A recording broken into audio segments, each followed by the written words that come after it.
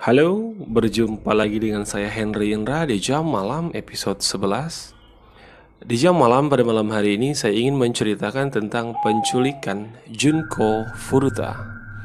Penculikan ini terbilang sangat sadis dan bagi Anda yang tidak terbiasa dan tidak nyaman untuk menyimak hal-hal yang terlalu sadis, saya sarankan untuk Anda stop dan tidak meneruskan video ini.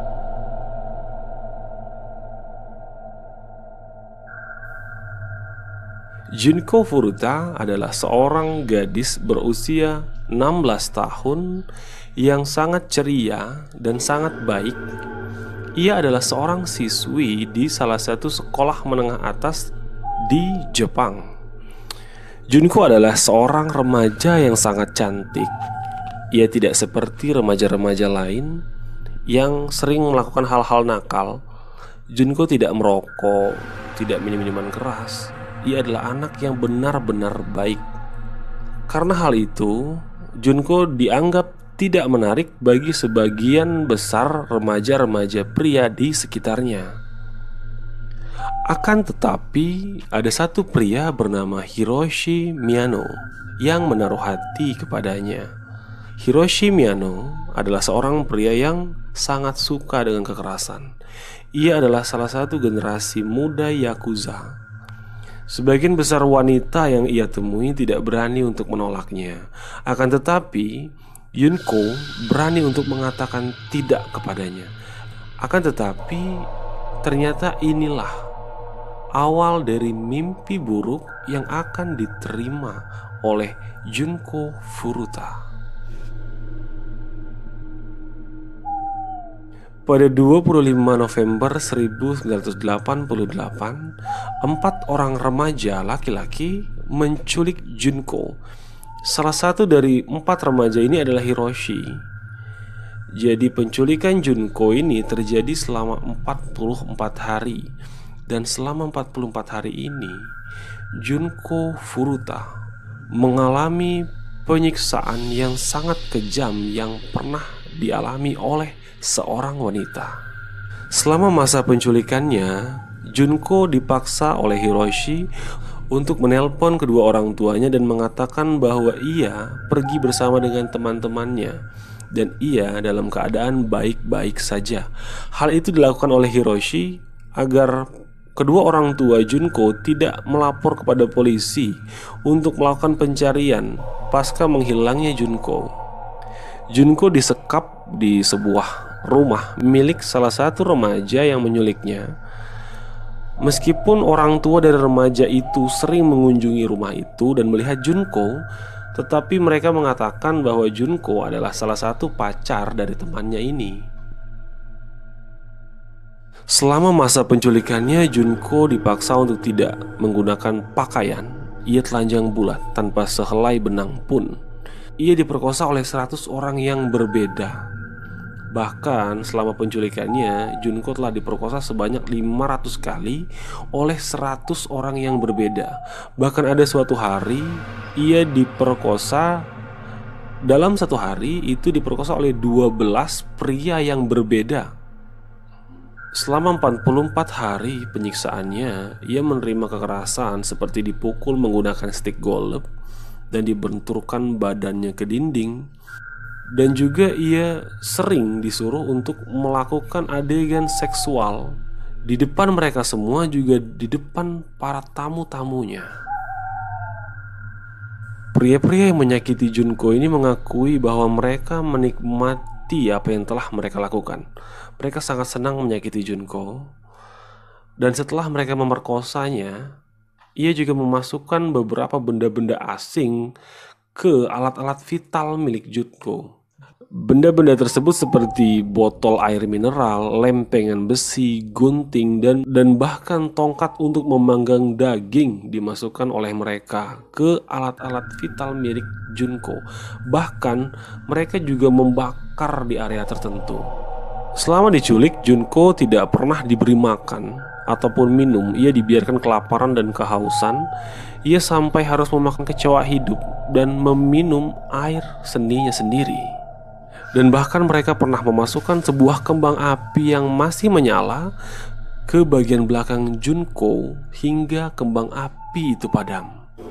Tubuh Junko dipenuhi dengan rasa sakit yang teramat dalam.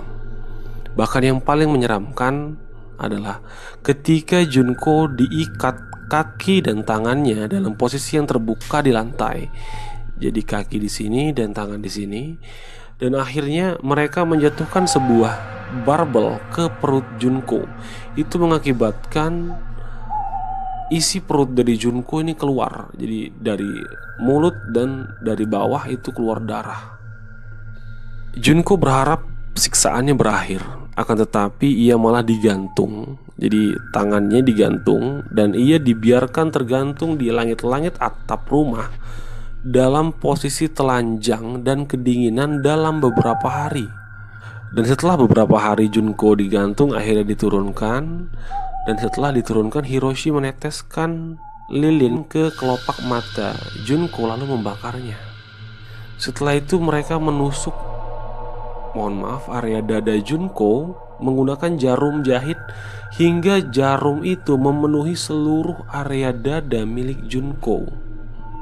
Selama masa penyiksaannya, Junko kesulitan untuk bernapas melalui hidung karena di area hidungnya ini sudah dipenuhi dengan darah. Jadi ada darah-darah mengering sampai ke rongga hidungnya. Dan karena ia tidak makan dan minum, akhirnya tubuh Junko mengalami dehidrasi yang sangat-sangat parah. Pernah suatu hari Junko ingin melaporkan tindakannya ke polisi. Jadi pada suatu hari ini para penculiknya sedang minum-minum dan lengah. Dan saat itu juga Junko mencari telepon untuk menelpon pihak kepolisian. Akan tetapi usahanya gagal dan ketahuan. Dan di saat ketahuan, hukuman untuk Junko ini tambah parah. Kaki Junko disiram menggunakan bensin lalu dibakar. Jadi seluruh kaki Junko itu mengalami luka bakar yang cukup berat. Tidak hanya itu, Junko juga dipukul bertubi-tubi hingga hanya untuk merangkak ke kamar mandi pun Junko membutuhkan waktu 1 jam untuk merangkak ke kamar mandi. Gendang telinga Junko pecah dan ukuran otaknya pun menyusut. Pada 4 Januari 1989, ini adalah akhir dari penculikan Junko karena Junko akhirnya tewas. Jadi pada hari itu mereka mengajak Junko untuk bermain mahjong. Dan tanpa diduga akhirnya Junko memenangkan permainan itu. Tetapi kemenangannya itu membawa petaka bagi Junko. Ia dipukuli menggunakan barbel besi dan para penculik ini menyiram seluruh anggota tubuh Junko menggunakan bensin lalu membakarnya. Akibat dari pembakaran yang mereka lakukan, akhirnya seluruh anggota tubuh Junko mengalami luka bakar yang sangat berat. Hingga akhirnya keesokan harinya Junko dinyatakan tewas.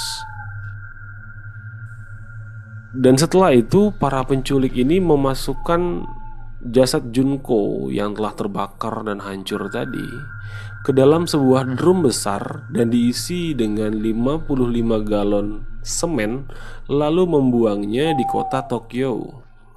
Junko akhirnya menyerah. Ia tewas dengan tubuh yang telah hancur.